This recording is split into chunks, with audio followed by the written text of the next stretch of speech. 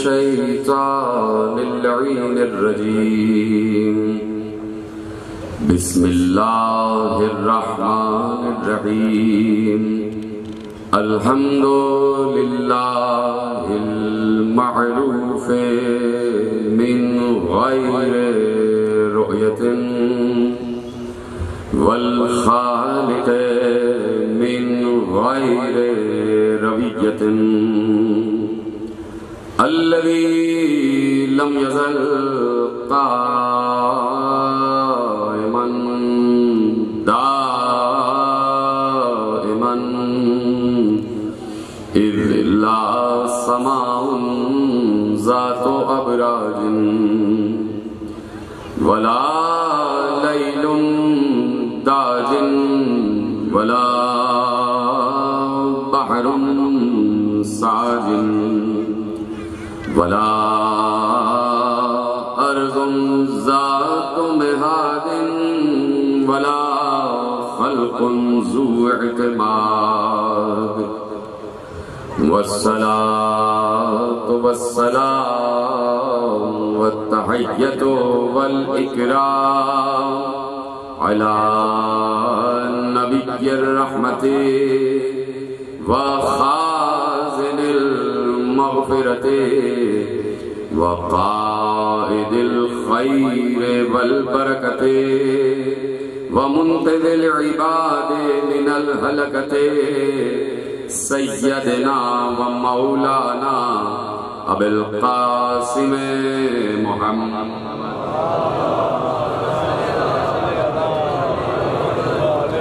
وأهل بيته الطيبين الطاهرين المعصومين المظلومين المنتخبين المنتجبين الذين أذهب الله عنهم الرجس وطهرهم تطهيرا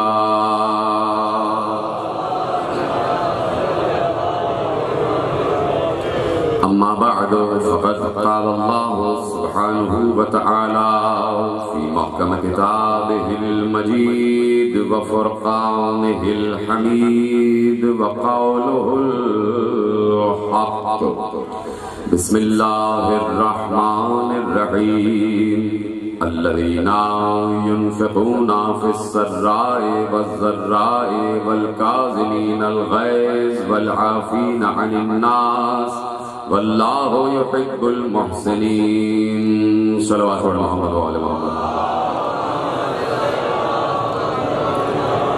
1443 ہجری کے عشرہ ماہ اعضاء کی مرکزی امام بارگاہ دھوبی گھاٹ فیصل آباد میں آج آپ دوسری مجلس میں شریک ہیں.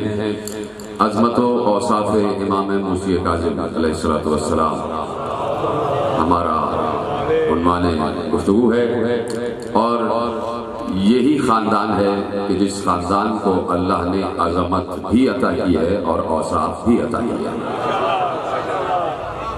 اور یہ اوصاف عطیہ خداوندی ہیں، یہ عظمت عطیہ خداوندی ہے اور یقیناً اللہ نے ہر انسان کو سب سے بڑا وصف جو عطا کیا ہے وہ یہ ہے کہ اسے اشرف و افضل قرار دیا ہے اور اسے انسان قرار دیا ہے اور اس کے بعد اس انسان کو جوہر عقل عطا کر کے اسے آزاد چھوڑ دیا، خود مختار چھوڑ دیا اور عقل کو یہ بتا دیا کہ حق کیا ہے اور باطل کیا ہے، سویرا کیا ہے، اندھیرا کیا ہے، جھوٹ کیا ہے، سچ کیا ہے، صبح کیا ہے، شام کیا ہے اور عقل کو یہ بھی بتا دیا کہ شجرہ طیبہ کیا ہے اور شجرہ خبیثہ کیا ہے.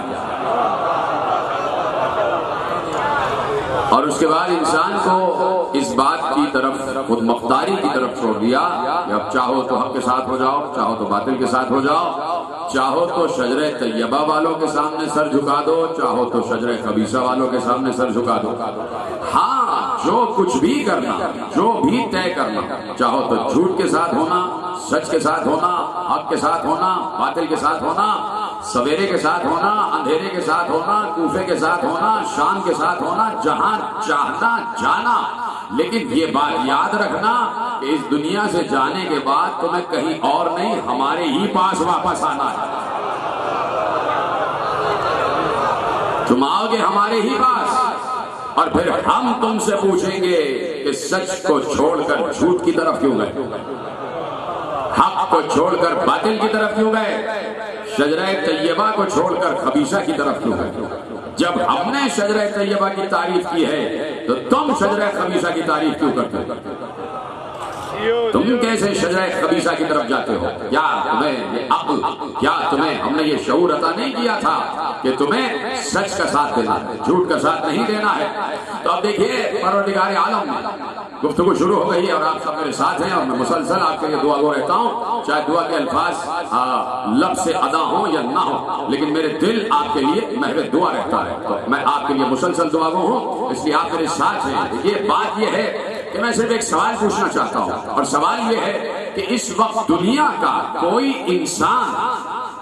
انسان، میں نے یہ نہیں کہا کہ کوئی مسلمان، یعنی 1400 برس تو یہ ہو گئے اور شعوری دنیا کو قائم ہوئے کم از کم 300 یا 400 سال ہو گئے کہ جہاں دنیا شعور کی طرف آ چکی ہے، جہاں دنیا تحقیق کی بلندیوں کی طرف آ چکی ہے، جہاں دنیا سچ کو پرکھ چکی ہے، جہاں دنیا حق کو پرکھ چکی ہے، جہاں دنیا میں جرأت اظہار حق بھی آ چکا ہے، جہاں دنیا یہ جانتی ہے کہ انقلاب کہاں پر ہے، اور جہاں دنیا یہ بھی جانتی ہے کہ تنزلی کہاں پر ہے، اور جہاں دنیا یہ بھی جانتی ہے کہ ترقی کہاں پر ہے، دنیا شجروں کو بھی پہچان چکی ہے، حسب کو بھی پہچان چکی ہے، نسب کو بھی پہچان چکی ہے، طیب و طاہروں کو بھی پہچان چکی ہے، اور خبائث کو بھی جان چکی ہے۔ تو ان 300-400 برس کے عرصے میں دنیا کی ہر قوم نے جو شعوری اور فکری ترقی کی ہے، تو میں یہ بات کہنے میں حق بجانب ہوں کہ اس وقت دنیا کا کوئی انسان وہ نہیں ہے، ایسا نہیں ہے کہ جو حسین کو حق پر نہ مانتا۔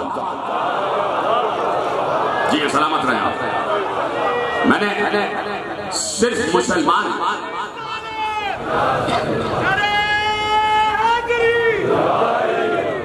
میں نے لفظ مسلمان استعمال نہیں کیا، صرف مسلمان کی بات نہیں ہو رہی ہے، کائنات کا، اس دنیا کا کوئی سی نفس ایسا نہیں ہے، کائنات کا اور اس دنیا کا کوئی سی شعور انسان ایسا نہیں ہے، چاہے وہ عیسائی ہو، اور میں تو یہاں تک کہتا ہوں چاہے وہ یہودی ہی کیوں نہ ہو۔ اگر یہودی اپنی ضد سے ہٹ جائے تو اسے معلوم ہو جائے گا کہ یقیناً حق جو ہے وہ علی والوں ہی کی طرف ہے۔ میں نے تو جملہ آپ کے حوالے کر دیا تھا، میں کچھ اور بھی کہہ سکتا تھا، یہودی اگر اپنی ضد سے ہٹ جائے تو اسے یہ بات یقینی طور پر معلوم ہے کہ حق علی والوں کی طرف ہے، اور اسے یہ بات آج سے نہیں فتح خیبر سے معلوم ہے۔ اشارہ کر دینا کافی ہے۔ تو اب ہر دور کا، اس دور کا ہر سی شعور انسان حسین کو حق پر تسلیم کرتا، اور جہاں پر بھی کوئی انقلاب کی تحریک اٹھتی ہے وہ اپنے تحریکیوں کو سیکل کرنے کے لیے، ان کے قلب میں حرارت پیدا کرنے کے لیے، چاہے مانے یا نہ مانے، اپنی تقریروں میں حوالہ حسین ہی کا دیتا ہے۔ یہ آپ سب کے سامنے باتیں ہیں کہ یہاں سے لے کے اور پوری دنیا تک جہاں پر بھی بات ہوتی ہے، حوالہ انقلاب میں حسین ہی کا دیا جاتا ہے، حسین ہی کا انقلاب میں حوالہ دیا جاتا ہے۔ تو اس وقت بھی، کل بھی میں نے عرض کیا کہ پوری دنیا میں فرش بچھا ہوا ہے، حسین کا تذکرہ ہو رہا ہے، اور بلا اختصاص مذہب و ملت ہر سی شعور انسان اس وقت ذکر حسین کر رہا ہے۔ اور اگر ابھی نہیں تو کم از کم 9 اور 10 محرم کو پوری دنیا کا میڈیا بتائے گا کہ حسین کون ہے، پوری دنیا کا میڈیا بتائے گا کہ حسین کون ہے اور کربلا کون ہے۔ سب کو معلوم ہے کہ حق حسین کی طرف ہے اور حسین ہی کی طرف رہے گا۔ تو آپ سب اس وقت سمت حق پر بیٹھے ہوئے ہیں، طرف حق پر بیٹھے ہوئے ہیں، فرش حق پر بیٹھے ہوئے، چاہے شیعہ ہو چاہے سنی۔ اور یہاں پر تو مجھے یہ شرف بھی حاصل ہے کہ میرے بہت سے نصرانی اور عیسائی بھائی بھی یہ مجلسیں سننے کے لیے تشریف لاتے ہیں۔ تو یہاں پر اس وقت ایک بین المللی مجمع بھی ہے اور بین الادیان مجمع بھی ہے، مختلف الادیان اور مختلف الملل مجمع ہے۔ اب جتنے لوگ سب حسین کو حق پر تسلیم کیے ہوئے فرش حق پر آئے ہوئے ہیں، سوال صرف یہ ہے جتنے لوگ یہاں سے وہاں دائیں بائیں آگے پیچھے بیٹھے ہیں، چاہے شیعہ ہو چاہے سنی ہو چاہے عیسائی ہو چاہے کسی بھی مذہب سے تعلق رکھتے ہوں، میں پوچھنا چاہتا ہوں کہ مجھے یہ بتائیے کب سے فرش ادا پر آ رہے ہیں؟ کب سے فرش ادا پر آ رہے ہیں؟ آپ سب کہیں گے 55 سے آ رہے ہیں۔ میں کہوں گا 55 سے آ رہے ہیں تو کون لے کر آیا؟ کون لے کر آیا؟ سب کا ایک جواب ہوگا، اپنی ماں کی انگلی تھام کر فرش ادا پر آ گئے. یعنی اسی دل کے لیے علی نے جس کی تلوار شجروں کو جانتی ہے، اس علی نے جس کی تلوار شجروں کو جانتی ہے، تو کیا خود وہ علی شجروں کو نہیں جانتا ہوگا؟ وہ علی کہ جو خود شجروں کو پہچانتا ہے، وہ اپنے بھائی عقیل سے کہہ رہا ہے کہ اے بھائی عقیل، قبیلہ عرب میں کوئی ایسا قبیلہ تلاش کرو کہ جس کی خاتون سے میں عقد کروں اور ایک عباس جیسا بیٹا وجود میں آ جائے. تو اب علی نے بتایا کہ ماؤں کا انتخاب کرنا تو سوچ سمجھ کر کرنا. سلامت رہے. علی نے پوری دنیا کو پیغام دیا کہ بات تو کر رہے ہیں عقیل سے، لیکن قیامت تک عقل والوں کو پیغام دیا جا رہا ہے. کوئی ہے جملے کی قدر کرنے والا؟ بات تو اپنے بھائی عقیل سے کی ہے، لیکن قیامت تک عقل والوں کو پیغام دیا جا رہا ہے کہ جب بھی اپنے گھر میں کوئی بیٹی یا بہو بیاہ کے لانا تو اس بات کا خیال رکھنا کہ ایسی خاتون آئے کہ جو تمہارے بچوں کی پرورش محبت حسین اور ولایت علی پر کرے. اب یہ بات یاد رکھے عالم انسانیت کہ جب ہم یہ بات کرتے ہیں کہ محبت حسین اور ولایت علی، اس سے نہ حسین کا کوئی فائدہ ہو رہا ہے نہ علی کا کوئی فائدہ ہو رہا ہے. حسین اور علی کا فائدہ ہو چکا کہ جب اللہ نے شکریہ ادا کر دیا، اس سے نہ رسول کو کوئی فائدہ ہے نہ حسین و علی کو. جب اللہ کہتا ہے کہ نیک کام کرو تو اس سے اللہ کو کوئی فائدہ نہیں ہے، اس سے بندوں کو فائدہ ہے، اس سے اس کے بندگان کو فائدہ ہے. جب اللہ کہے اچھا کام کرو تو اس کا مطلب ہے بندوں کو فائدہ ہے. اب کوئی اچھا کام کرے یا نہ کرے، کرنے سے اللہ کو فائدہ نہیں، نہ کرنے سے اللہ کو نقصان نہیں. تو جو کام ہوگا وہ بندوں کے فائدے کے لیے ہوگا. اب اگر علی کہہ رہے ہیں کہ گھر میں کوئی پاک خاتون بیاہ کے لانا، تو علی یہ چاہتے ہیں کہ اگر پاک خاتون آئے گی تو پاک نسل آئے گی. پاک خاتون آئے گی تو پاک نسل آئے گی، اور جب پاک نسل آئے گی تو یقیناً طہارت والی فکر، طہارت والا عقیدہ. اور پھر سب سے بڑی بات یہ ہے کہ جو کسی کا ادب کرتا ہے اسی کا ادب کیا بھی جاتا ہے. عزت کرو گے عزت پاؤ، عزت کرو گے عزت پاؤ. اس لیے کہہ دیا کہ الجنت تحت اقدام الامہات، جنت ماؤں کے قدموں تلے. توجہ ہے، گفتگو شروع ہو گئی ہے اور بڑی اہم ترین منزل آپ کو لے کے گزرنا چاہتا ہوں. اور آپ کو پتا ہے کہ میں نے یہ موضوع کیوں قرار دیا؟ سب کو معلوم ہے نا، عظمت و اوصاف امام موسیٰ کاظم علیہ السلام. یہ موضوع میں نے کیوں قرار دیا ہے کہ کہیں کسی گھر میں کوئی غلط ماں آ گئی تھی،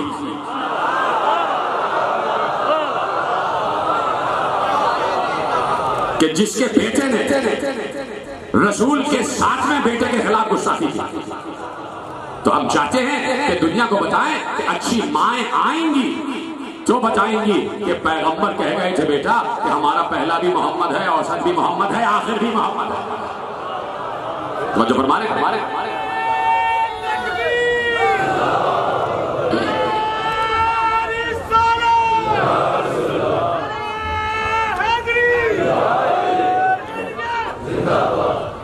توجہ ہے. تو اب ماؤں کا انتخاب بہت اہمیت رکھتا ہے، اور آج سے نہیں، ازل سے تیار ہے نا سننے کے لیے سے آپ سنتے ہیں. میں تو آپ کی سماعتوں پر بڑا فخر کرتا ہوں. تو پیچھے جتنے حضرات بیٹھے ہیں یہاں سے وہاں تک سب مجھے ہاتھ اٹھا کے بھی بتاتے ہیں خدا آپ کے ان ہاتھوں کو سلامت رکھے اور ان ہاتھوں کو کسی کا محتاج نہ کرے. خدا آپ کو حضرت زہرا کی چادر کے سائے میں رکھے، حضرت عباس کے پرچم کے سائے میں رکھے. میرا ساتھ دیتے رہیے گا، اس لیے کہ اہم ترین موڑ سے آپ کو لے کر گزر رہا ہوں کہ ماؤں کا انتخاب آج سے نہیں، ازل سے. اللہ چاہتا تھا کہ نسل انسانی پاک رہے، تو اس نے آدم کو تو خاک سے بنایا.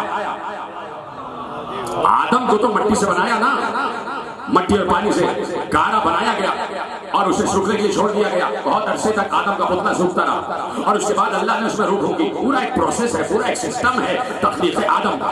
اور حضرت آدم کی تخلیق ہوئی تو 40 برس کے ایک مرد کی صورت میں تخلیق ہوئی. خوبصورت ترین چہرہ حضرت آدم کا، لیکن بنائے گئے، تخلیق ہوئی اور کسی کے ہاتھ کے ذریعے بنائے گئے نا، تخلیق ہوئی اور روح ڈھونکی گئی. لیکن نسل آدم بڑھ ہی نہیں سکتی تھی. کہ جب تک کوئی زوجہ آدم نہ آ جائے تو اللہ نے ماں کا انتخاب اور ماں کی تقدیس اور ماں کی پاکیزگی کو اتنا بلند رکھا کہ آدم کو تو مٹی سے بنایا، لیکن جناب حوا کو بنایا نہیں، جناب حوا کو کن کہہ کے ظاہر کیا۔ سلامت رہے جیسے آپ نے سنا ہے، جناب حوا کو کن کہہ کے ظاہر کیا کہ ماں یہ ہوتی ہے۔ جب ہم ماں بناتے ہیں اور وہ ماں جو انبیاء کے سلسلے کی ماں ہو اور جہاں سے نسل بشر کا، نسل انسانیت کا آغاز ہو، تو جناب حوا حضرت آدم کی دائیں پہلو سے ظہور کرتی ہے۔ ایک جملہ آپ دیکھ رہے ہیں کہ میں کس منزل سے گزر رہا ہوں، اور ایک لفظ اس گستاخ کا آپ کو یاد ہونا چاہیے۔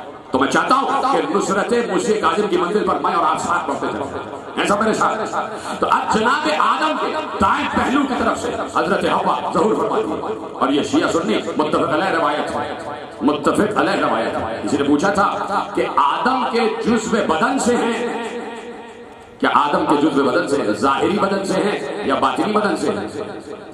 کہا کہ ظاہری بدن سے۔ اللہ نے ظاہر کیا آدم کے دائیں پہلو میں حوا کو ظاہر کیا، ٹھیک ہے؟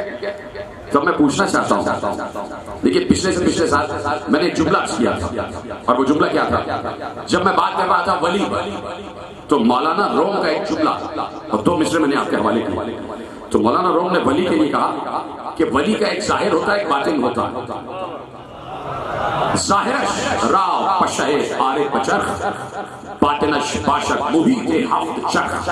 کا ولی کا ظاہر تو یہ ہوتا ہے جسے اللہ ولی بناتا ہے، یہ نہیں کہ جو ہر محلے میں کوئی برہنہ آدمی گھوم رہا ہے اور کہہ رہا ہے یہ ولی اللہ، جسے بغیر لباس سے دیکھا کہا یہ ولی اللہ، وہ ولی اللہ نہیں، ٹھیک ہے؟ کہا کہ جسے اللہ ولی بناتا ہے۔ تو مولانا روم نے کہا کہ ولی کی تعریف یہ ہے کہ ولی کا ایک ظاہر ہوتا ہے، ایک باطن ہوتا ہے۔ ظاہر تو اس کا یہ ہے کہ اگر اس کے جسم پر کوئی مچھر کاٹ لے تو اس کی تکلیف سے وہ گھومنے لگ جائے۔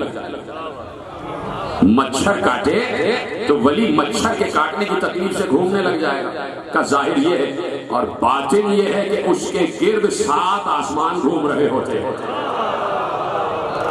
اس کے گرد 7 آسمان گھوم رہے ہوتے ہیں۔ اسی طرح جناب حوا اللہ نے ظاہر کیا تو پورے گوشت اور پوشت کے ساتھ ظاہر کیا، لیکن ہوئی تو ظاہر ہے۔ تو اب یہاں طے آپ کریں کہ یہاں پیدا ہونا کہیں گے یا ظاہر ہونا کہیں گے؟ یہاں کہا جائے گا کہ ولادت ہوئی یا ظہور ہوا؟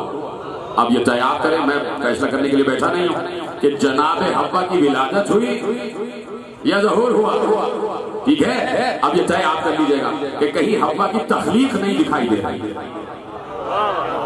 حوا کا ظہور دکھائی دے رہا ہے، یعنی ام البشر کا ظہور دکھائی دے رہا ہے۔ تو اللہ نے وہی سے پیغام دیا کہ جب ہم کسی ماں کا انتخاب کرتے ہیں تو اتنی پاکیزگی کے ساتھ کرتے ہیں کہ ہم نے ام البشر کو پاکیزگی اور تقدیس کے ساتھ ظاہر کیا، آدم کے دائیں پہلو سے ظاہر کیا، وہاں سے سلسلہ بشریت کا آغاز ہو گیا، اور پھر ایسی نسل وجود میں آ گئی کہ آج تک انسانیت بقا کی منزل پر، آج تک بشریت بقا کی منزل پر، آج بھی بشر مسلسل تخلیق پا رہا ہے۔ تو اب ہر نبی کی والدہ کا انتخاب ایسے ہی اللہ نے کیا۔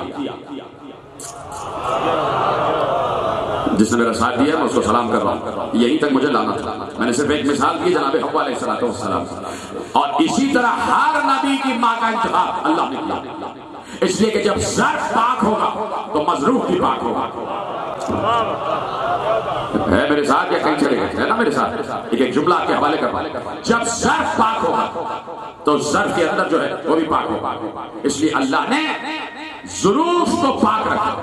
پیغمبر نے خود ارشاد فرمایا اصحاب کو مخاطب کر کے، اور اکثر ایک جملہ کہتا ہوں کہ یہ جو احادیث رسول ہے، جملہ آپ کو یاد ہونا چاہیے، یہ جو احادیث رسول ہے، ہم میں سے کوئی نہیں تھا جو رسول کے سامنے بیٹھ کر سن رہا تھا، سب کے سب اصحاب کرام سے مروی۔ یہ جتنی احادیث بیان کی جاتی ہیں یہ ساری کی ساری اصحاب نے رسول سے سنی ہے، اور ہم نے اصحاب سے سنی ہے، اور پھر اپنے اصحاب کو سنا رہے ہیں۔ جتنی احادیث پیغمبر نے اصحاب کرام کے سامنے ارشاد فرمایا، پیغمبر نے کہا لم یدل اللہ ینقلنی، پیغمبر کہہ رہے ہیں اور اسی سلسلے کی ایک آپ کے سامنے آیت بھی پیش کروں گا. آیت آپ کو بچپن سے یاد ہے. پیغمبر نے کہا لم یجل اللہ ينقلنی من اصلاب الکریمۃ والارحام المطہرۃ حتی اخرجنی من بین ابوئی. کہا اللہ نے مجھے یاد رکھے عالم اسلام کا ایک ایک عالم ایک ایک ملا یہ جملہ یاد رکھے. اور یہ حدیث جو پڑھ رہا ہوں یہ عالم اہل سنت کے حوالے سے پڑھ رہا ہوں. بہت بڑے عالم علامہ جلال الدین سیوطی امام کا درجہ رکھتے عالم اہل سنت امام کا درجہ رکھتے امام سیوطی کہلاتے ہیں. انہوں نے لکھی یہ حدیث کہ پیغمبر نے کہا کہ مجھے اللہ نے پاک صلبوں میں اور پاک شکموں میں منتقل کیا. یعنی میرا ہر باپ بھی پاک رہا اور جن ارحام میں میرا نور منتقل ہوتا رہا ہر رحم بھی پاک رہا. یہاں تک کہ مجھے اللہ نے میرے ماں اور باپ میں منتقل کیا اور وہیں سے میرا نور ظاہر ہوا. یعنی پیغمبر کہہ رہے ہیں کہ میرے شجرے میں جتنے ابو جدار ہیں چاہے ددیالی سلسلے کے ہوں چاہے ننیالی سلسلے کے ہوں سب کے سب پاک. صلب بھی پاک اور رحم بھی پاک. صلب بھی پاک اور شکم بھی پاک بطن بھی پاک. کہ میری مائیں بھی پاک رہی ہیں اور میرے جتنے ابوجد ہیں سب کے سب پاک رہے ہیں. اب اللہ کہتا ہے کہ ہم نے تقلب کا فی الساجدین اے نبی ہم نے آپ کے نور کو سجدہ گزاروں میں منتقل کیا. سلامت رہے. ہم نے آپ کے نور کو سجدہ گزاروں میں منتقل کیا ہے. یعنی آدم سے لے کر عبداللہ تک آدم سے لے کے عبداللہ تک سب کے سب سجدہ گزار. تو یہ تو پتا کرو کہ کس کا سجدہ کر رہے تھے.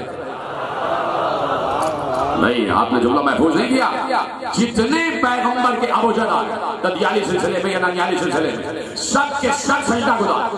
کس کا سجدہ کر رہے ہیں؟ تو بحث اس وقت ہوتی کہ جب یہ جملہ حدیث ہوتا. حدیث ہوتا تو بحث ہوتی کہ کس کا سجدہ کر رہے ہیں. آیت ہے جب اللہ کہہ رہا ہے کہ سجدہ گزار میں منتقل کیا ہے تو اللہ کا مطلب یہی ہے کہ سجدہ صرف مجھے ہی ہوتا ہے اور کسی کو نہیں ہوتا. کہ میرے سجدہ گزار تمہارے سارے ابوجد میرے سجدہ گزار اور میں انہی سجدہ گزاروں میں تمہارے نور کو منتقل کرتا رہا اور تم ایک سجدہ گزار سے دوسرے سجدہ گزار سے ہوتے ہوئے عبداللہ تک منتقل ہو گئے اور یہاں تک کہ میں نے تمہیں عبداللہ آمنہ کے ذریعے اس دنیا میں ظاہر کیا. تو پیغمبر نے ارشاد فرمایا اور خود علامہ جلال الدین سیوطی لکھتے ہیں کہ میں نے پورے عالم اسلام کے جتنے انبیاء ہیں سب کی ماؤں کا مطالعہ کیا تو میں نے یہ پایا کہ ہر نبی کی ماں طاہرہ بھی ہے, ہر نبی کی ماں مومنہ بھی ہے, ہر نبی کی ماں صاحب تقدیس ہے. تو کہتے میں اس نتیجے پر پہنچا کہ جب آدم سے لے کے عیسیٰ تک ہر نبی کی ماں صاحب ایمان ہے تو خاتم النبیین کی ماں بھی تو صاحب ایمان ہے.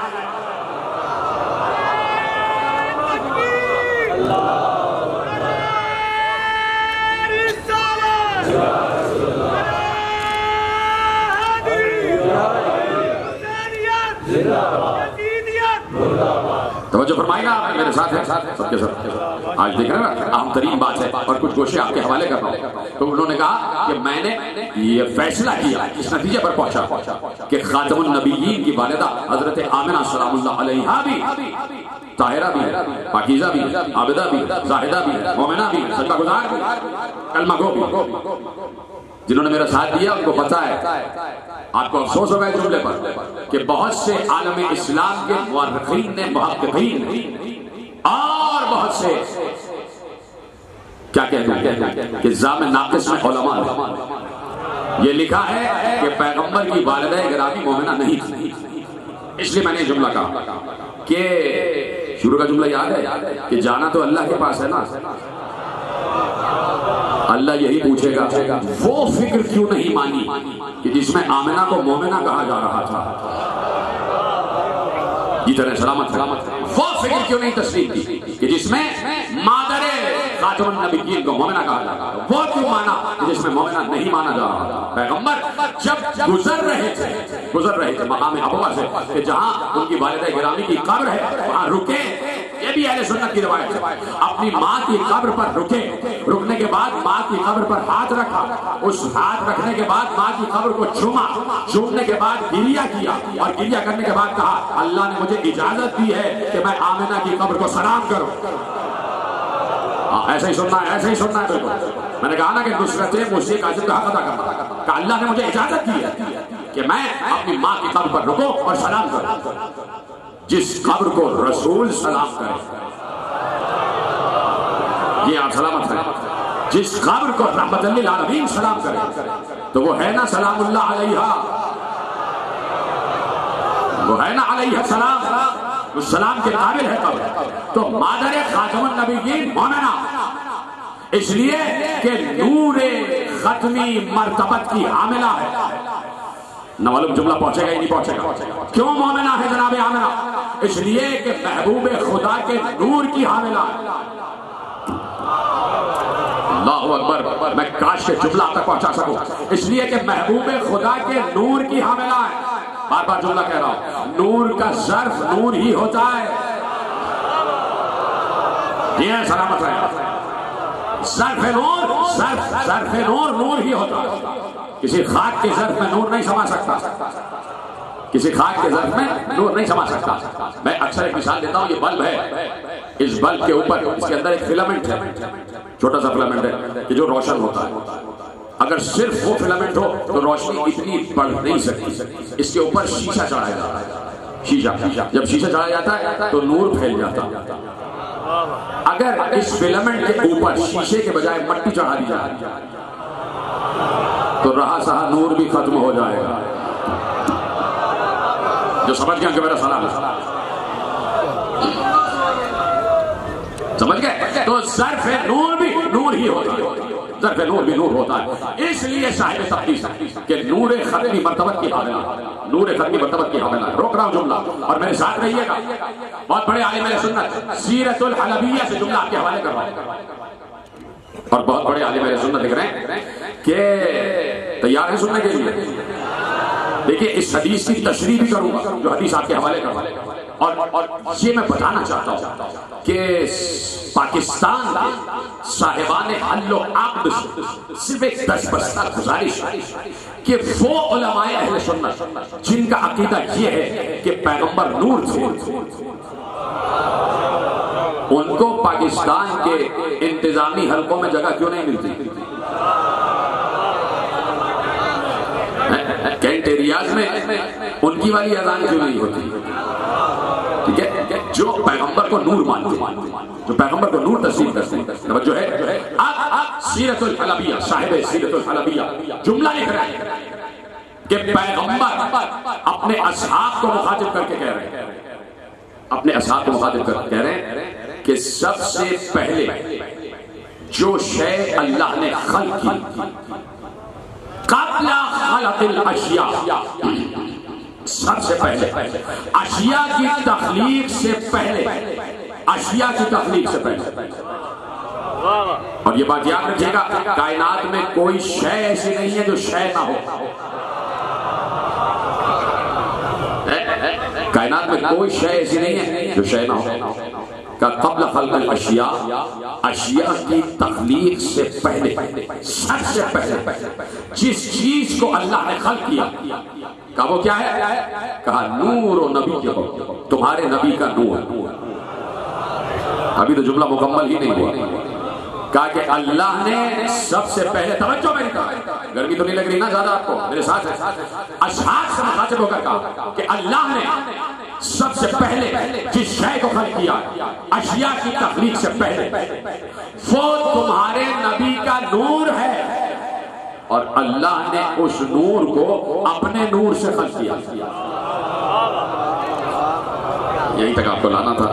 من نور ہی, بڑے تحمل سے جملہ سنیے گا, لفظ حدیث کا آخری من نور ہی, اللہ نے اپنے نور سے خلق کیا, اپنے نور سے خلق کیا. بہت بڑے عالم گزرے علامہ زرقانی علیہ رحمہ, یہ بھی عالم سنت ہے, انہوں نے اس حدیث کی تفسیر, میں ابھی چاہ رہا تھا رکا اس لیے کہ میں اپنی طرف سے تفسیر کر دوں تو شاید وہ جانبداری ہو جائے, لیکن ایک عالم اہل سنت نے حدیث لکھی, دوسرے عالم اہل سنت نے اس حدیث کی تشریح کی. سننے کے لیے تیار ہیں؟ معرفت آپ کی بلند ہے تو آپ کے حوالے کرو. کہا یہ جو پیغمبر نے ارشاد فرمایا کہ اللہ نے میرے نور کو اپنے نور سے خلق کیا، کہا کہیں یہ نہیں ہے نور جلال سے خلق کیا یا اپنے نور جمال سے خلق کیا. کہا اگر یہ کہہ دیتے کہ مجھے اللہ نے اپنے نور عظمت سے خلق کیا تو اللہ میں اور محبوب میں فاصلہ ہو جاتا، بیچ میں لفظ عظمت آ جاتا، بیچ میں لفظ جلال آ جاتا، بیچ میں لفظ جمال آ جاتا. یہ جو پیغمبر نے کہا کہ جملہ سنیے گا اور جملے کی تشریح علامہ زرقانی کر رہے ہیں کہ یہ جو پیغمبر نے کہا کہ مجھے اللہ نے اپنے نور سے خلق کیا، پتہ نہیں جملہ کہوں یا نہ کہوں. میں نے کہا نا خود نہیں کہہ رہا تو مجھے نہیں پکڑا جائے. عالم اہل سنت کہتے ہیں کہ پیغمبر نے کہا، میں جملہ تحمل سے کہہ رہا ہوں، آپ تحمل سے سنیے گا نہیں.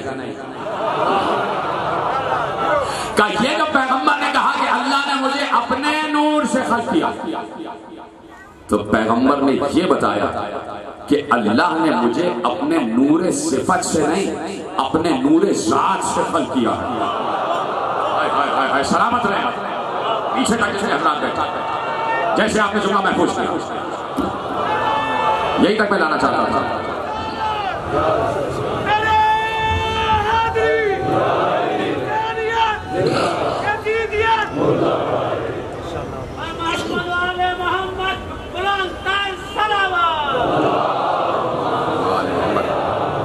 توجہ ہے، بیٹھ جاؤ، وقت میرے پاس بہت کم ہے. اللہ نے پیغمبر کو اپنے نور ذات سے خلق کیا، اپنے نور ذات سے، من نور ہی، اپنے نور سے. یہاں پر کسی صفت نور کا تذکرہ نہیں ہے کہ اگر کہہ دیتا کہ اپنے نور رحمت سے، اپنے نور کرم سے، اپنے نور جلال سے، اپنے نور جمال سے، اپنے نور تخلیق سے، جس صفت سے کہتا تو صفت بیچ میں آ جاتی. کہ اللہ نے یہاں کہا کہ مجھے، اللہ کے نبی نے کہا کہ اللہ نے مجھے اپنے نور سے خلق کیا، کہ نور ذات خدا سے خلق ہوئے. اب جملہ لے جائیے، کسی نے بہت بڑے عالم اہل سنت علامہ جلوی علیہ رحمہ سے پوچھا کہ یہ بتائیے کہ علم مصطفیٰ کیا ہے اور ذات مصطفیٰ کیا ہے. ذات مصطفیٰ کیا ہے؟ کسی کی ذات پر بات کرنا اتنا آسان کام نہیں ہے. میں اکثر ایک جملہ کہتا ہوں کہ یہاں پر میرے سامنے ایک کثیر بچہ بیٹھا ہے، دائیں بائیں آگے پیچھے، سب کے سب انسان ہیں لیکن سب کی صفتیں مختلف ہیں. کوئی اچھا لکھتا ہے، کوئی اچھا پڑھتا ہے، کوئی اچھا کہتا ہے، کوئی اچھا شاعر ہے، کوئی اچھا پینٹر ہے، کوئی اچھا نغمہ نگار ہے، کوئی اچھی آواز والا ہے، کوئی اچھا کلاکار ہے، کوئی کچھ ہے، کوئی کچھ ہے. سب کی صفتیں الگ ہیں، ایک سے دوسرے کی صفت نہیں مل رہی لیکن سب کی ذات ایک ہے. ذات کیا ہے؟ ذات یہ ہے کہ سب کے سب انسان ہیں. ہماری ذات کیا ہے کہ ہم انسان ہیں. ذات میں مشترک ہے، صفت میں مختلف ہو جاتی. اب یہاں پر صفت مصطفیٰ کی بات نہیں ہے. علامہ جلوی سے پوچھا جا رہا ہے کہ ذات مصطفیٰ کیا ہے، یہ بتائیے ذات محمد کیا ہے. تو کوئی عام سا انسان ہوتا جو یہ کہہ رہا تھا کہ وہ ہم جیسے، ہم ان جیسے، تو کہہ دیتا ذات محمد انسان ہے. انسان جیسے سب انسان ہیں جیسے محمد بھی انسان ہے. تو کوئی عام سا انسان ہوتا تو کہتا کہ ذات محمد یہ ہے کہ محمد انسان ہے. اب جملہ سنیے گا، پھر اپنا جملہ نہیں کہہ رہا، عالم اہل سنت کا جملہ کہہ رہا ہوں. جب نور ہے تو صلب و رحم کا کیا مطلب ہے؟ اور جب صلب و رحم میں نور ہے تو اس کا مطلب ہے کہ آپ کہتے ہیں کہ ان کی شہادت ہی نہیں ہوئی. جب شہادت نہیں ہوئی تو ان کے جسم پر کوئی زخم بھی نہیں لگا. تو لوگ کہتے ہیں نا کہ جو ان کو نور کہتے ہیں تو وہ گویا ان کی شہادت سے انکار کرنے کے درپے ہوتے ہیں. میں نے ابھی تو علامہ مولانا روم کے 2 مصرے پڑھے ہیں کہ ولی کا ایک ظاہر بھی ہوتا ہے، ایک باطن بھی ہوتا ہے. باطن میں نور ہوتا ہے، ظاہر میں دکھائی دے رہا ہوتا ہے بشر. یہ جو کہتے ہیں نا ہماری طرح کا بشر ہے، آپ چپ ہو گئے تو مجھے بولنا پڑ رہا. قرآن کی ایک آیت ہے، وَقَالَ الْمَلَأُ الَّذِينَ كَفَرُوا مِن قَوْمِهِ. یہ جو کافر تھے پچھلی اقوام کے، اللہ بات کر رہا ہے پچھلی اقوام کے، پچھلی انبیاء کے دور میں جو کافر تھے، پچھلی اقوام میں انبیاء کے دور میں جو کافر تھے، اللہ کہہ رہا ہے وہ کافر اپنی قوم کے لوگوں سے انبیاء کے بارے میں کہتے تھے یہ تو ہماری طرح کے بشر ہیں. یعنی نبی کو اپنے جیسا کہنا کافروں کا جملہ ہے.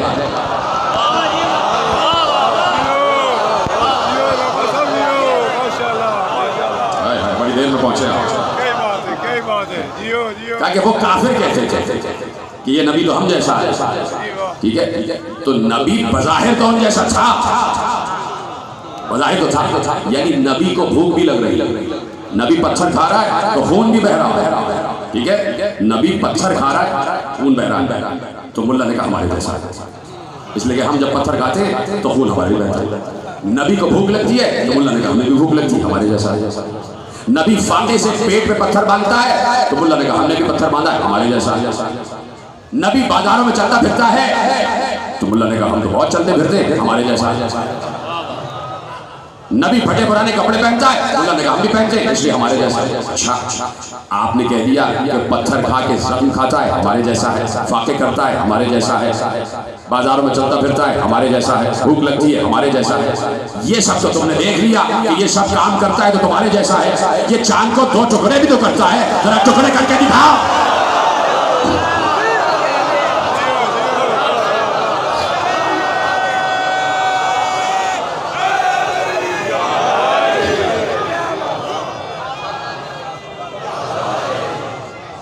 توجہ ہے نا؟ تو اب جو اصل نبوت ہے، جو اصل مستحبیت ہے، وہ نور ہے. اور پلٹتا ہوں جملے کی طرف واپس. تو نور کے لیے ظرف نور چاہیے. تو پیغمبر نے کہا میرا نور منتقل ہوتا رہا پاک سلبوں میں، پاک رحموں میں، جہاں تک کہ مجھے اللہ نے اپنے ماں اور باپ کے ذریعے ظاہر کر دیا. باپ عبداللہ، ماں آمنہ. وہ نبی، آخری آدمی کا جملہ دے رہا ہوں، وہ نبی جو یہ کہہ رہا تھا کہ میرا نور پاک سلبوں سے پاک رحموں میں منتقل ہوتا رہا اور میری ماں آمنہ تک اور باپ عبداللہ تک آتا رہا. وہ نبی جو 23 برس اپنے کو نور نور نور کہتا رہا، اس نے اسی منبر پر کہا تھا کہ میں اکیلا نور نہیں تھا، انا بعلی من نور اللہ ہے.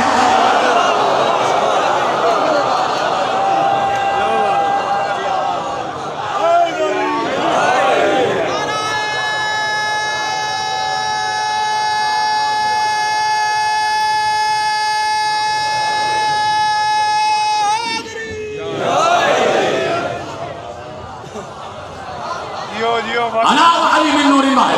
میں اور علی ایک ہی نور سے ہیں.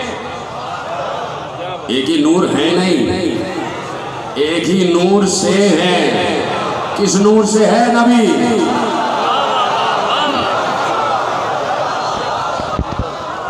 ہے نا، ایک ہی نور سے. تو اب جن اسلاب کریمہ اور ارحام مطہرہ کے ذریعے پیغمبر کا نور منتقل ہوا، انہی اسلاب کریمہ اور ارحام مطہرہ کے ذریعے علی کا نور منتقل ہوا. نور عبد المطلب سے 2 ٹکڑے ہو گیا. ایک عبداللہ میں آیا، ایک ابو طالب میں آیا. ایک کا ظرف آمنہ قرار پائی، ایک کا ظرف فاطمہ قرار پائی، ایک کا ظرف بنت اسد قرار پائی. تو وہاں آمنہ صاحب تقدیس بھی، یہاں بنت اسد صاحب تقدیس بھی. ایسا ہی نہیں، مشاہد کا جملہ نہیں ہے. جب علی آئے بھئی جناب آمنہ تو بعثت سے پہلے انتقال فرما گئے. جب پیغمبر نے اعلان نبوت کیا ہے، چھوٹے سے تھے رسول اللہ، چھوٹے سے تھے. آپ کو پتہ ہے کتنا سن تھا. تو اب اس سن میں کسی کی ماں کا انتقال ہو جائے، بس تم نبی کو اس حوالے سے بھی دیکھا کرو کہ کتنا صابر نبی ہے.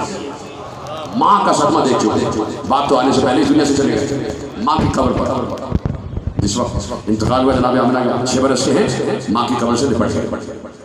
بڑی بڑی زلفوں والا نبی، حسین چہرہ، اور اس حسین رخسار پر ٹپکتے ہوئے آنسو. توجہ فرمانے. تو ماں کا انتقال ہو گیا. اب اس کے بعد ماں بن کر جس نے پالا، اس بیوی کو تو سلام کرو، اس بیوی کو تو سلام کرو. صرف ایک جملہ کہوں گا، آگے بڑھ جاؤں گا. اتنا ذہین مجمع بیٹھا ہے، دائیں بائیں آگے پیچھے سب سمجھ جائیں گے کہنا کیا چاہ رہا ہوں. پیغمبر ہی کی حدیث ہے، پیغمبر کی حدیث ہے. پہلا جملہ کہوں گا پہنچ جاؤ گا. حدیث کیا ہے؟ کل مولود یولد علی فطرت الاسلام والداہ یوحدانہ ویمجسانہ وینصرانہ. پیغمبر نے کہا ہر پیدا ہونے والا بچہ مسلمان پیدا ہوتا ہے. یہ تو اس کے ماں اور باپ ہوتے ہیں جو اسے یہودی بنا دیتے ہیں، نصرانی بنا دیتے ہیں، مجوسی بنا دیتے ہیں. مجھے بتاؤ پیغمبر ہے کیا؟ اگر پیغمبر مسلمان ہے تو پالنے والے بھی مسلمان ہیں. یہاں تو مسلمان کی بات ہی نہیں ہو رہی, پیغمبر تو خاتم النبیین ہے. پرورش کی ہے فاطمہ بنت اسد نے اور حضرت ابو طالب عمران نے پرورش کی. تو اب صرف نور بھی پاک و پاکیزہ, اور جس نے پرورش کی وہ ماں فاطمہ بنت اسد کی پاک و پاکیزہ. علی آ گئے, 7 رمضان ہے. علی روتے ہوئے, کیوں علی کیوں رو رہے ہو؟ کہا میری ماں کا انتقال ہو گیا. علی کو سینے سے لگا کر کہا یا علی وہ آپ کی ماں نہیں تھی, میری ماں تھی. سلامت رہے آپ, وہ آپ کی والدہ نہیں میری والدہ تھی. پیغمبر قبر بنت اسد میں اترے, بچاؤ اس دن کتنوں کی مائیں اس دنیا سے گئی ہوں گی. 7 رمضان کو صرف ایک ہی خاتون کا تو انتقال نہیں ہوا ہوگا, اور نہ معلوم کتنی خواتین اس دنیا سے گئی ہوں گی. مجھے بتاؤ کوئی مدینے میں ایسی قبر بتاؤ کسی خاتون کی کہ بنت اسد کے علاوہ کسی کی قبر میں پیغمبر اترے ہوں, کسی کی قبر میں اترے ہوں. تو بنت اسد کی قبر میں اترے, اپنی ابا جناب بنت اسد کو کفن میں دی ہے. یہ ہوتا ہے ماں کا احترام. اس کو کہتے ہیں, اس کو کہتے ہیں نبوتوں اور ولایتوں کی ماں. اور ماں کا انتخاب نبوت اور ولایتوں کے لیے اللہ کرتا. ایک سلسلہ ہے پورا, ہے نا وقت آپ کے پاس؟ میرے پاس ابھی 20 منٹ ہے. ایک سلسلہ ہے پورا جہاں سے آل ابراہیم شروع ہو رہے ہیں. آل ابراہیم قیامت تک, اور آل ابراہیم قیامت تک لائق تقدیس, اس لیے کہ کسی اور آل پر درود نہیں ہے, صرف آل ابراہیم پر درود. آل ابراہیم میں وہ نسل کہ جس نسل میں مصطفیٰ ہے. ٹھیک ہے, ابراہیم کے 2 بیٹے ہوئے, جناب اسماعیل اور جناب اسحاق. لیکن درود کس نسل پر ہے؟ آل اسماعیل پر. ابراہیم کی وہ نسل جو اسماعیل سے مصطفیٰ کی طرف آ رہے. ٹھیک ہے, جناب اسحاق سے جو نسل چلی اس میں 70,000 انبیاء بنی اسرائیل, اور جناب اسماعیل سے جو نسل چلی اس میں ایک خاتم النبی کی. کم از کم یہ تو بات طے ہو گئی کہ 70,000 ایک طرف اور ایک طرف.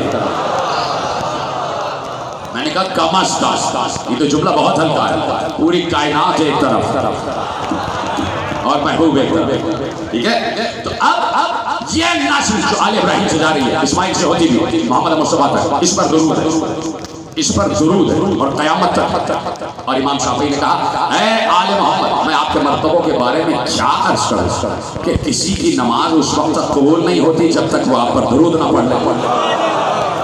امام شافعی کا جملہ. تو درود ہے آل ابراہیم. یہ آل ابراہیم شروع کہاں سے ہو رہی ہے؟ ابراہیم سے.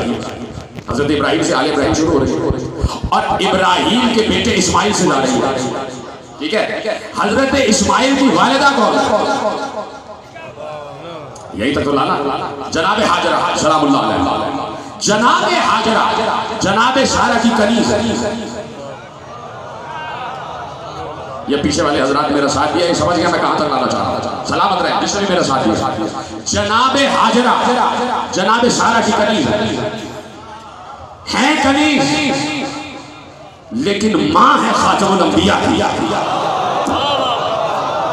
پتہ نہیں کوئی جملہ سمجھ رہا ہے نہیں سمجھ رہا. ہیں کنیز, لیکن اللہ نے کنیز کو یہ شرف بخشا کہ اس کی نسل سے خاتم الانبیاء آئے. تو اب تم نہیں کہنا کہ کنیز, اب ہم میں اور تم میں اجازت نہیں ہے کہ ہم کہیں کنیز. اللہ نے سلسلہ رکھا. چلو اب تم چپ ہو گئے, مجھے یہاں آنا نہیں تھا, لیکن اب بتانا ضروری ہو. جناب ابراہیم حضرت عیسیٰ سے 2160 برس پہلے آئے. ٹھیک ہے, جناب عیسیٰ سے قبل مسیح.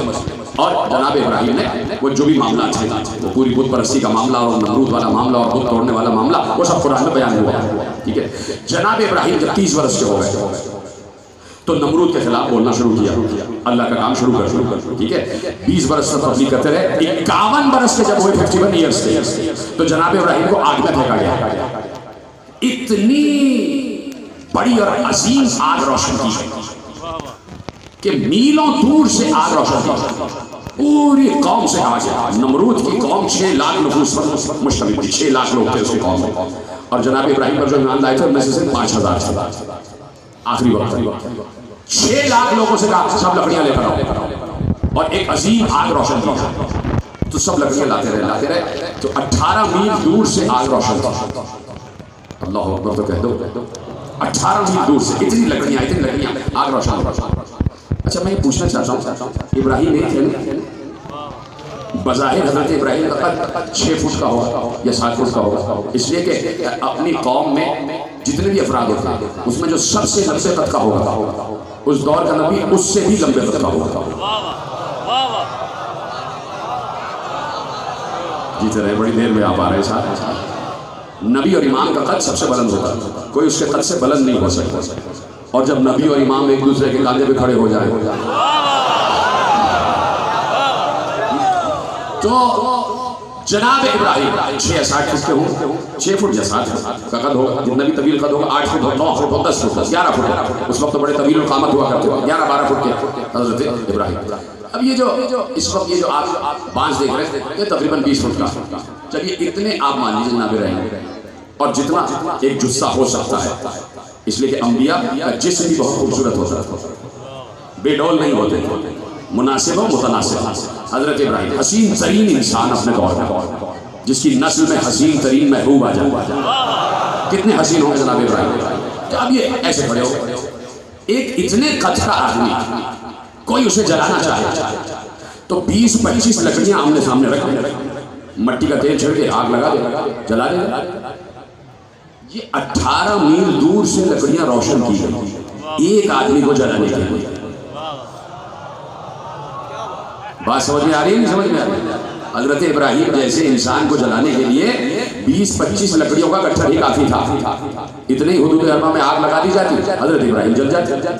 لیکن 18 میل دور سے لکڑیاں ہی لکڑیاں اور آگ روشن کر دی. اور پھر کہا اب یہ بے وقوفی ہو گئی کہ بھئی لکڑیاں روشن ہو گئی اور ابراہیم یہ کھڑے اور آگ وہ جل کر لو.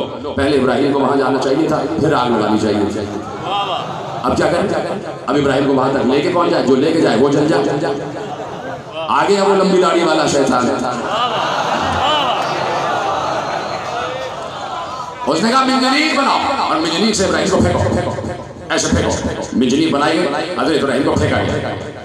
ہوا میں سفر کر رہے تھے, جبرائیل لرز گئے کہ پروردگار تیرا خلیل تیرا دوست جلنے جا رہا ہے, کچھ کر, کوئی مدد کر, کوئی نصرت کر. کہا جاؤ پوچھو کوئی مدد چاہیے یا نہیں چاہیے. کہا جاؤ میرے دوست سے پوچھو مدد چاہیے نہیں چاہیے. جبرائیل پرواز کرتے ہوئے حضرت ابراہیم جا رہے ہیں, یہ تیزی بھی ہو رہا ہے سب کچھ. کہا کہ میں آیا ہوں آپ کی مدد کے لیے, مدد چاہیے. کہا چاہیے ہے, تم سے نہیں چاہیے.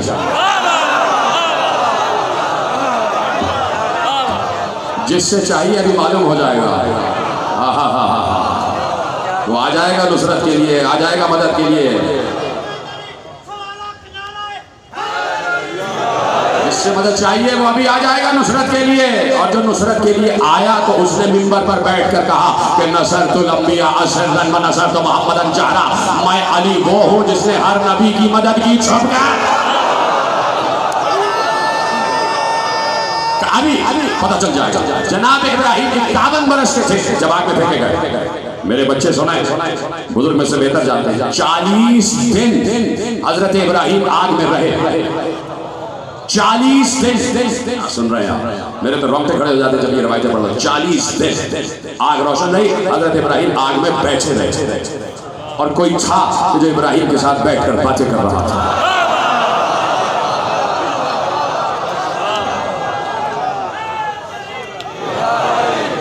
یہ منظر دیکھ کر 1000 لوگ ایمان لے آئے, لیکن نمرود پھر بھی ایمان نہ لائے, اس لیے کہ جاہل تھا. یہ جملہ بہت بڑا تھا جو آپ نے بڑا ہلکا سمجھا. جو ایمان نہیں لاتا وہ جاہل ہوتا. جہل سے بڑھ کر کوئی ظلم نہیں ہے, جہل سے بڑھ کر کوئی تنزلی نہیں ہے. سمجھ گئے, جاہل ایمان نہیں لایا, ظلم بڑھ گیا. جناب ابراہیم نے چھوڑ دیا, علاقہ چھوڑ دیا, اور اس علاقے کو چھوڑ کے شام کی طرف چلے گا. وہاں گئے تو جناب سارا جناب ابراہیم کی ماموزاد, ماموں کی بیٹی سے شادی ہو. جناب سارا جناب ابراہیم میں 10 برس کا فرق. جناب سارا 10 برس چھوٹا.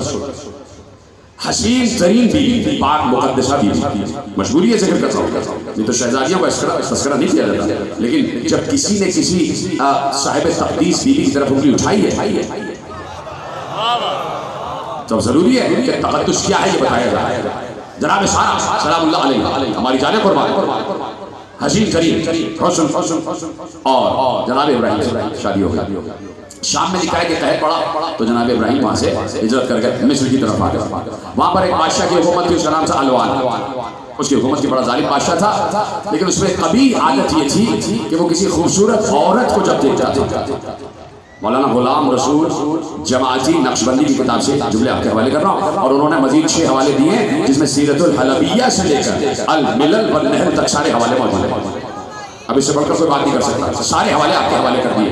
تو وہ کہتے ہیں کہ الوان جو تھا وہ بڑا اس میں قبیح حرکت یہ تھی کہ وہ خوبصورت عورتوں کو دیکھتا تھا تو ان کا عاشق ہو جاتا تھا اور چاہتا تھا اس کے حرم میں آ جائے۔ اگر وہ عورت شادی شدہ ہوتی تھی تو اس کے شوہر کو قتل کر دیتا تھا اور اس سے نکاح کر لیتا تھا، اور اگر وہ شادی شدہ نہ ہوتی تو اس کے ساتھ اس کا بھائی یا باپ ہوتا تو اس کی قیمت دے کے اس سے خرید لیتا تھا، کسی خوبصورت عورت کو چھوڑتا نہیں تھا۔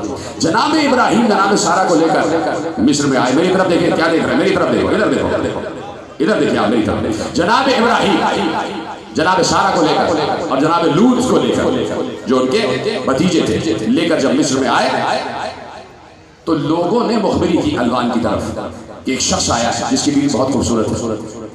تو اس بادشاہ نے جناب ابراہیم کو اور جناب سارہ کو اپنے دربار میں زبردستی بلوایا۔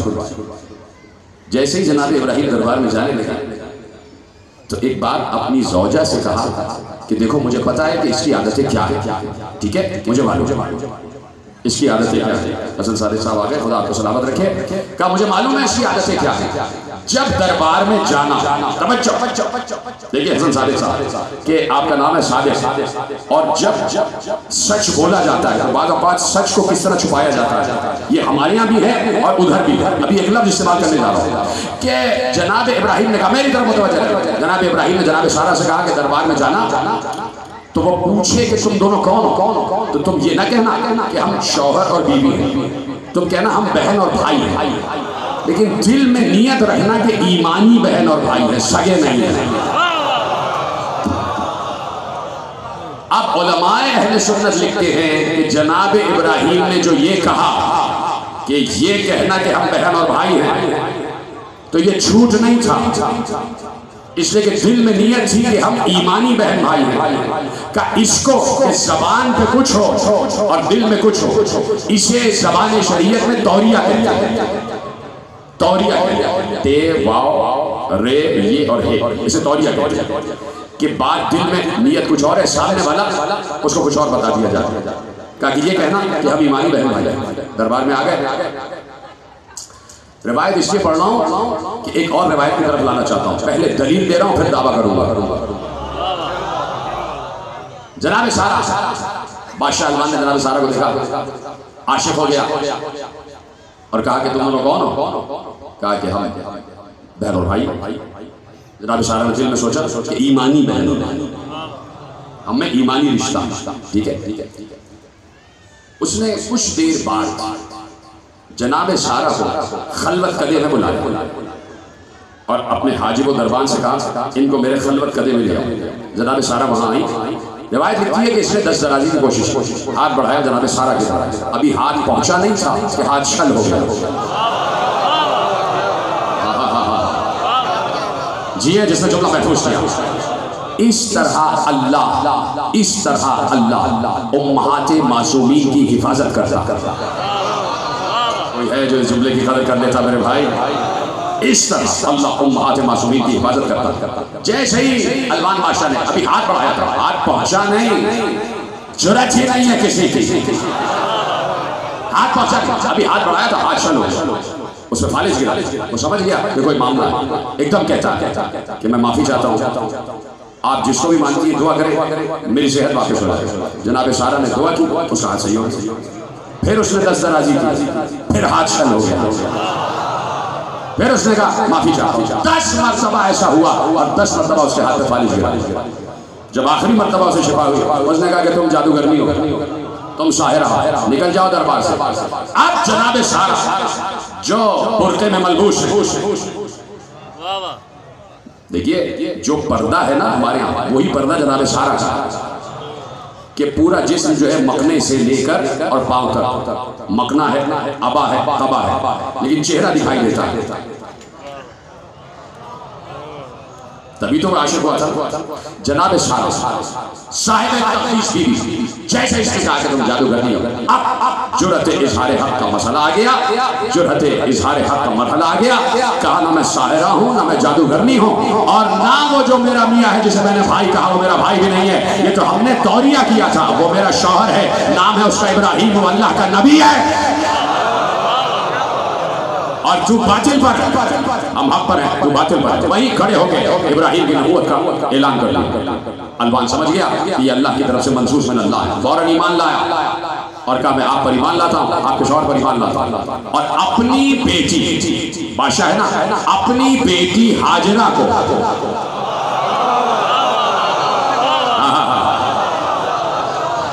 جناب سارا کی کنیزی میں دے دیا.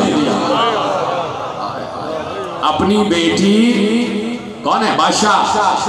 بادشاہ نے اپنی بیٹی، تو بیٹی شہزادی تو ہوگی. تو یہاں جب امہات معصومین گھر میں کنیز بن کے آتی ہیں تو وہ کہتی ہیں کہ ہم کنیز ہیں، ہوتی ہے بادشاہوں کی بیٹیاں، ہوتی ہے بادشاہوں کی بیٹیاں. جناب سارا کی کنیز بنا دیا. جناب حاجرہ ساتھ آ گئی، جناب سارا کی کنیز بن گئی. عرصہ دراز گزرا، اولاد نہیں ہوئی، تو جناب سارا نے جناب ابراہیم سے کہا آپ حاجرہ سے شادی کر لیجئے. کنیز سے نبی کی شادی ہوئی اور نسل درود پروان چڑھی. درود کی نسل شروع ہو گئی، درود کی نسل شروع ہونا ہے. جناب حاجرہ کنیز بن کے آئی. تو یہاں کنیزوں کو معمولی نہ سمجھنا، کنیزوں کو معمولی نہ سمجھنا. ایک بار امام صادق علیہ السلام اپنے صحابی سے کہا جاؤ دجلہ کے گھرانے جانا، وہاں پر کچھ کنیزیں آ رہی ہیں، یہ ایک تھیلی دے رہا ہوں، اس میں 70 دینار ہیں، بس یہ تھیلی دے دینا اور وہاں سے ہماری امانت کو لے کے آ جانا.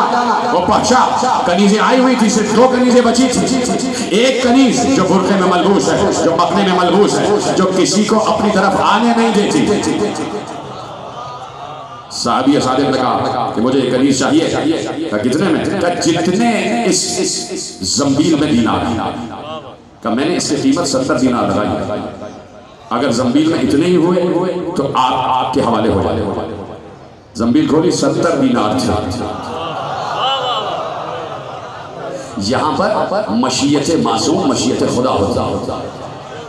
تو اب جو موسی کاظم کی والدہ آئی ہیں، نام ہے ان کا جناب حمیدہ خاتون سلام اللہ علیہ، بڑے ادب سے نام لے رہا. صلوات پڑھیں بی بی کی ذات پر، بلند آواز سے صلوات پڑھیں بی بی کی ذات پر. بربر بہت بڑے قبیلے کی بادشاہ کی، اس کے سردار کی بیٹی. لیکن اللہ کی سنت یہی ہے کہ ہوگے کسی سردار کی بیٹی، سرداروں کے گھر میں آ رہی ہو تو کنیز بن کے آنا. ہیں ملکہ عالمین ہیں، سرداروں کی بیٹی. آگے شہزادی گھر میں بسط ادب و احترام ناقہ نور پر سوار کر کے، اس لیے کہ ظرف نور کے لیے نور ہی تو چاہیے، نور کے لیے ظرف نور ہی چاہیے. تو ایک ظرف نور آیا، اس لیے کہ ساتھ میں محمد کو آنا ہے، ساتھ میں محمد کو آنا ہے. جیسے ہی بیوی جناب صادق علیہ السلام کے گھر میں تشریف لائیں، سلام کیا. کہا آپ کا نام کیا ہے؟ بیوی نے کہا حمیدہ.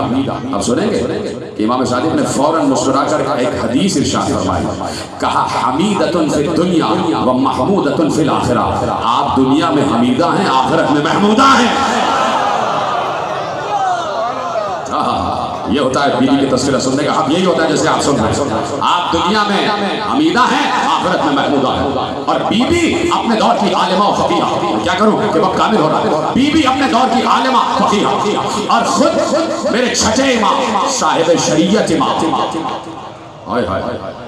مفسر قرآن امام، جس کے قلب پر، جس کے صحت میں قرآن اترا ہے، جس کے قلب میں پورا قرآن محفوظ ہے، جس کے دادا علی نے کہا تھا کہ مجھے معلوم ہے قرآن کی کون سی آیت کہاں اتری ہے، کس پر اتری ہے، کس جگہ اتری ہے، کس ماحول میں اتری ہے، کس وقت اتری ہے، وہ اور اس کا بیٹا امام صادق، جس کے قلب میں پورا قرآن محفوظ ہے، جس کے قلب میں پوری شریعت محفوظ ہے.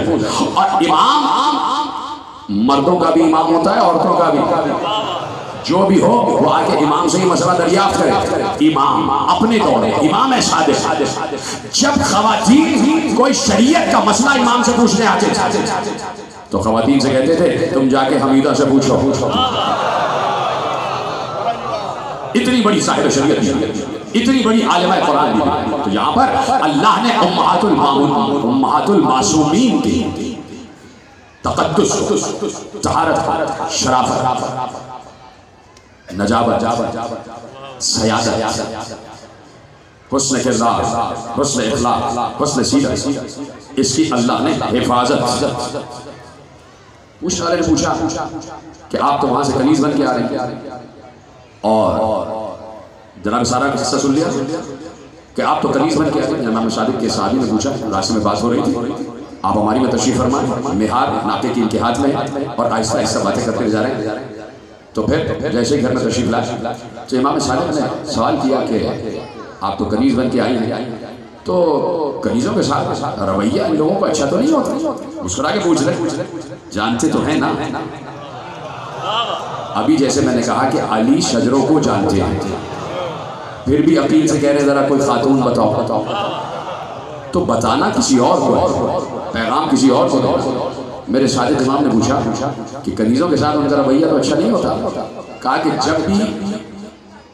جب کوئی دور سے بھی مجھے دیکھتا تھا تو ایک نورانی بزرگ جن کے بال بھی سفید، جن کی ریش مبارک بھی سفید، جس کے سر پر سفید امامہ، سفید عبا، سفید قبا، نور سے منور، وہ میرے سامنے آ کے کھڑے ہو جاتے تھے اور اس کو تماچا مارنا شروع کر دیتے تھے. اب سمجھ میں آیا جناب سارا کا قصہ پڑھا کیوں تھا. جیسے ہی ہاتھ بڑھاتا تھا ہاتھ شل ہو جاتا تھا. سمجھے آپ؟ تو یہاں پر امہات المعصومین کے تقدس کی حفاظت خود اللہ نے ذمہ داری لی ہوئی ہے. اس لیے کہ مصطفیٰوں کو دنیا میں آنا ہے، مصطفیٰوں کو دنیا میں آنا ہے. جناب رسول اللہ کی ایک زوجہ بھی تو ہے نا، جناب ماریہ قبطیہ سلام اللہ علیہ، وہ بھی جہاں سے آئی ہے وہ بھی کنیزی بن کے آئی. کیا کوئی نئی بات کہہ رہی ہے؟ وہ بھی کنیز بن کے آئی. اور رسول اللہ کے ان سے 2 بیٹے ہوئے تھے، ٹھیک ہے، جناب قاسم بھی انہی سے، جناب عبداللہ بھی انہی سے، ٹھیک ہے. یعنی کنیز ہے. میں سوچ رہا ہوں جملہ کیسے کہوں، کنیز ہے، بیٹے دیے تو کنیز سے دے دیے.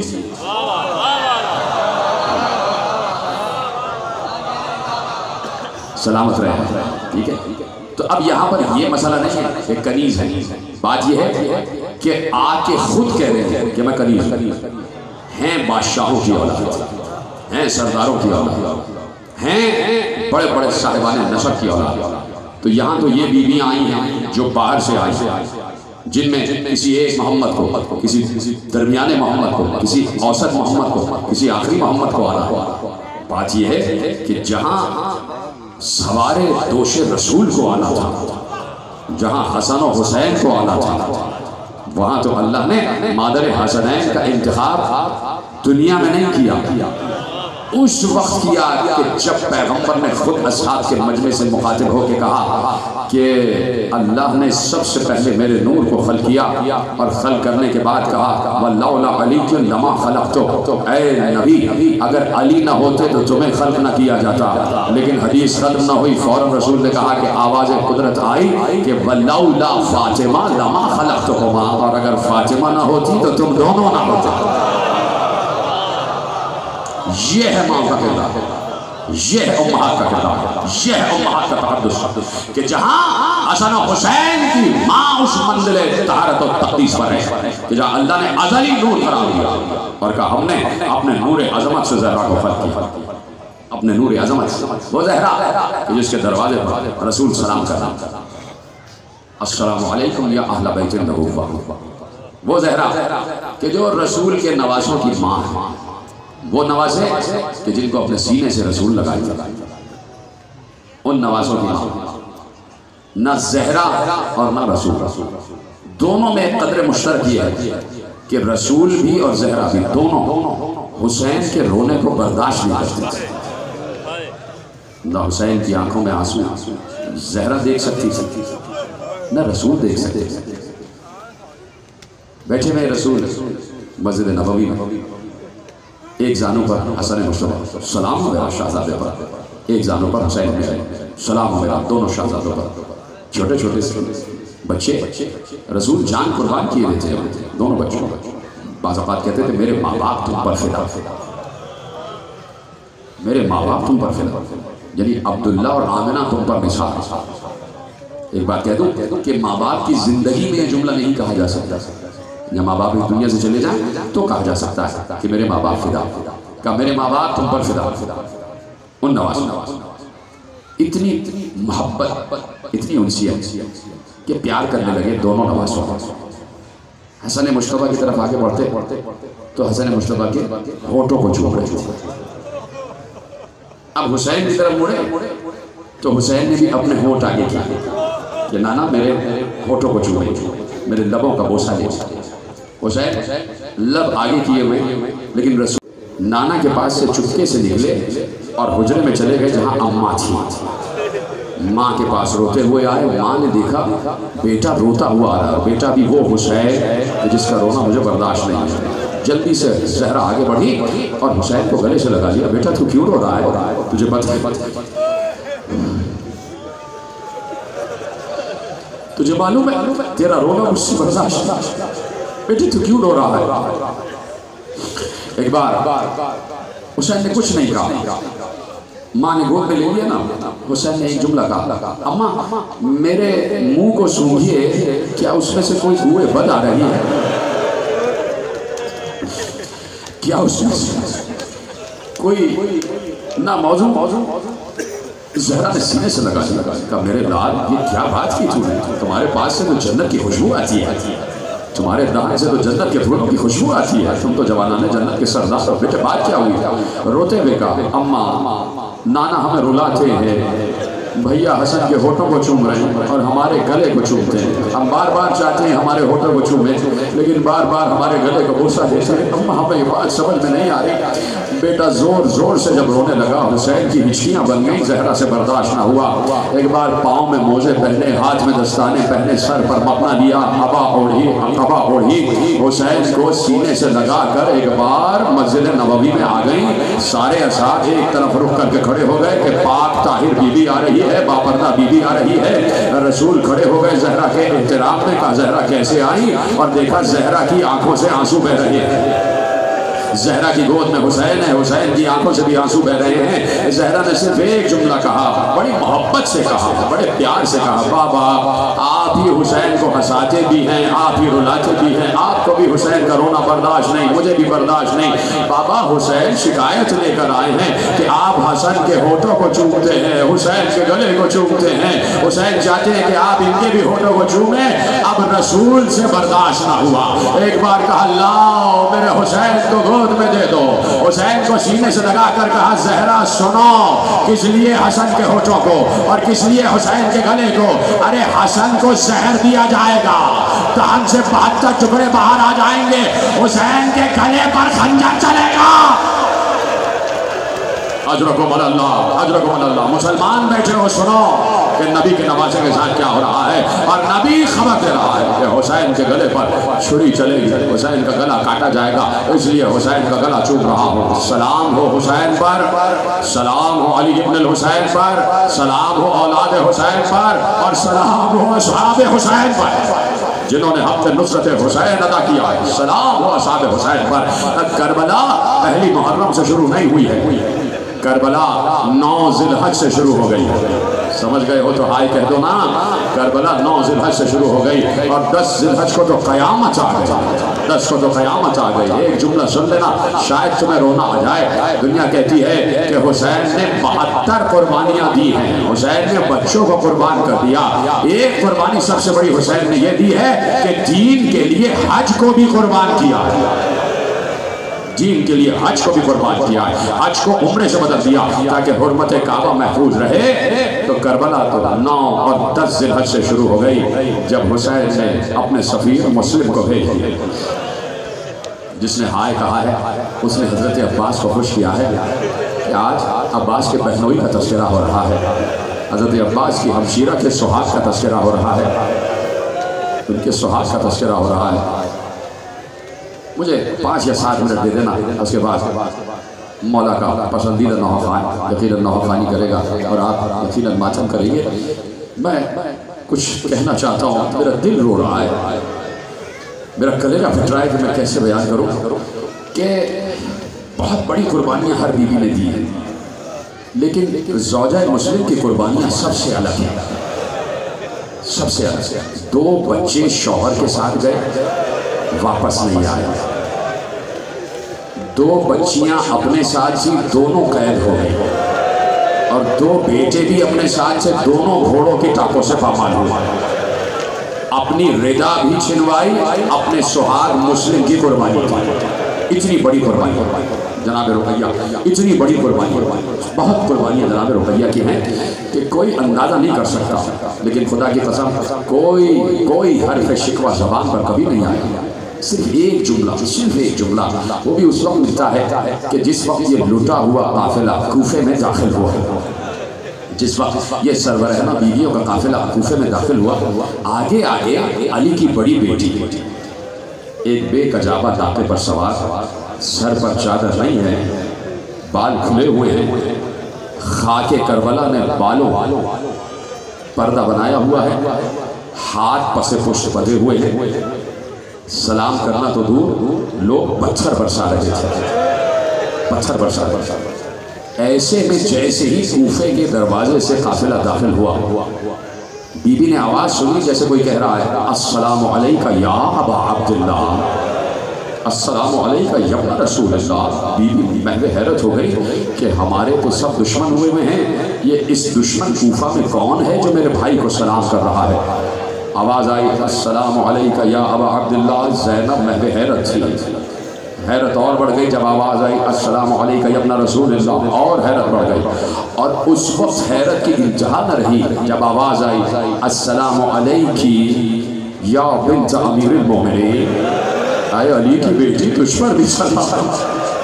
اب جو زینب نے ذرا سا بالوں کو ہٹا کر دیکھا در کوفہ پر ایک لاش لٹک رہی ہے جس کے جسم پر سر نہیں ہے اور کٹی ہوئی گردن سے آواز آ رہی ہے اے آقا حسین مسلم کا سلام, اے میرے آقا حسین مسلم کا سلام, اے علی کی بیٹی تجھ پر مسلم کا سلام. زینب نے کہا علیکہ السلام یا اخی مسلم, اے میرے بھائی مسلم تجھ پر بھی سلام. اس سے پہلے کہ زینب کچھ جملہ کہتی, پچھلے ناقے پہ جناب رقیہ نے دیکھا میرے والی کا کٹا ہوا لاشا لٹک رہا ہے. سلام کرنے کے بعد ایک جملہ کہا میرے والی میرے 2 بچے آپ کے ساتھ گئے تھے,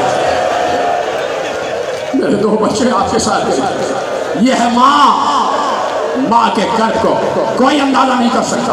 اجرکم علی اللہ, اجرکم علی اللہ. سن لینا ایک جملہ, آج میں مسلم کے ایک بچے کی شہادت پڑھنا چاہتا ہوں. 2 کی کل پڑھوں گا نا, آج ایک بچے کی شہادت سن لینا. ایک بچے کی شہادت. 2 بچے جو ماں کے ساتھ کربلا میں آئے, عبداللہ ابن مسلم اور عبد الرحمن ابن مسلم. جو ماں کے ساتھ تھے عبداللہ ابن مسلم, عبد الرحمن ابن مسلم. جو بابا کے ساتھ گئے محمد ابن مسلم, ابراہیم ابن مسلم. ٹھیک ہے, بابا کے ساتھ جو گئے کل ان کا میں ذکر کر دوں گا. آج ایک بیٹے کا تذکرہ کرنا چاہتا ہوں. اجازت دی آقا, اجازت دی. 11 یا 12 برس کا سن, عبداللہ مسلم کا بیٹا. ماں نے اجازت دی بیٹے جاؤ. کربلا میں تو ماؤں کی فطرت بدل گئی. اکثر ایک جملہ کہتا ہوں کہ ماؤں کی فطرت یہ ہے کہ اپنے بیٹے کے جسم پر کوئی خراش تک نہیں آنے دیتی, لیکن کربلا والی ماؤں کو سلام. کربلا والی ماں اس پر خوش نہیں ہے کہ بیٹا بچ جائے، ماں کہتی ہے بیٹے تیرا لاشا کب آئے گا، تو فاطمہ کے لال پر کب قربان ہوگا؟ عبداللہ ابن مسلم بڑی مشکل سے اجازت ملی۔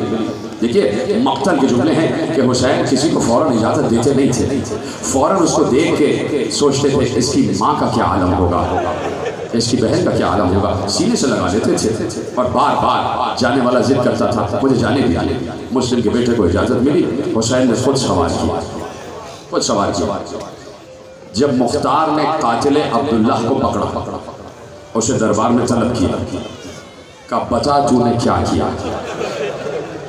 میں دیکھ رہا ہوں کچھ لوگوں کی آنکھوں میں آنسو ہیں اور کچھ لوگ رونے کی شکل بنائے ہوئے، خدا سب کو سلامت رکھے۔ ایسے ہی سننا، شاید پہلی مرتبہ میں پڑھ رہا ہوں، شاید پہلی مرتبہ تم سن رہے ہو۔ کہا تو نے کیا کیا؟ کہا نہ پوچھ میں نے کیا کیا۔ بھرا ہوا دربار ہے اور مختار زمین پر بیٹھ کر کہہ رہے کہ تو نے بتا کیا کیا، کیا ظلم کیا۔ ایک ایک ظلم لکھوایا ہے مختار نے، آج ہم تک پہنچا ہے۔ کہا نہ پوچھ امیر کیا کیا، کہا نہیں بتا کیا کیا۔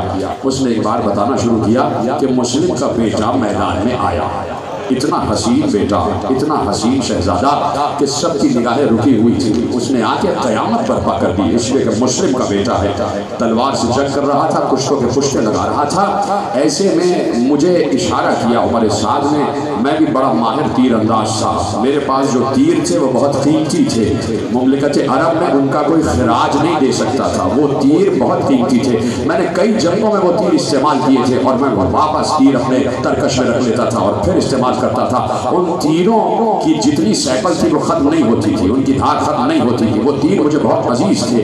ایسے میں نے دیکھا کہ شہزادہ جو ہے چاروں طرف پلٹ پلٹ کر حملہ کر رہا ہے اور کسی کے قابو میں نہیں آ رہا۔ حاکم نے مجھے اشارہ کیا، ایک بار میں ایک چھوٹی سی چٹان کی اوٹ میں آ گیا اور میں نے تیر کو چلے سے جوڑا، میں نے تیر کو چلے سے جوڑا اور اس مسلم کے بیٹے کی نگاہ مجھ پر پڑی کہ یہ تیر میری طرف چھوڑنا چاہتا ہے۔ اس نے میری طرف رخ کیا، گھوڑے کو بھیڑ لگائی، وہ میرے قریب آیا اور میں یہاں تیر چھوڑ چکا تھا۔ جیسے ہی تیر اس کے قریب آیا، تیر کا نشانہ اس کی پیشانی پر تھا۔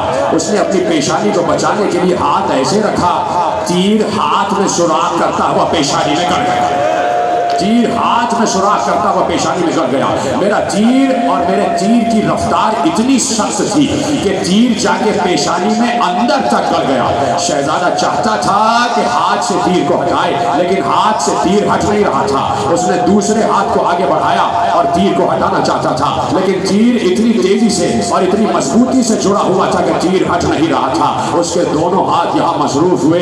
ایک بار میں نے دوسرا تیر چھوڑا، جب دوسرا تیر چھوڑا تو میں نے نشانہ اس کے سینے کا لیا تھا، لیکن شہزادہ ذرا سا جھکا ہوا تھا تیر ہٹانے کے لیے، تو تیر سینے پر تو نہیں گردن میں آیا، شہزادے کی گردن میں سوراخ ہو گیا، گردن سے لہو بہنے لگا۔ اس شہزادے نے تیر کو گردن سے ہٹایا اور اب عالم یہ تھا کہ شہزادہ گھوڑے سے ڈگمگانے لگا، ڈگمگانے کے بعد زمین پر آیا۔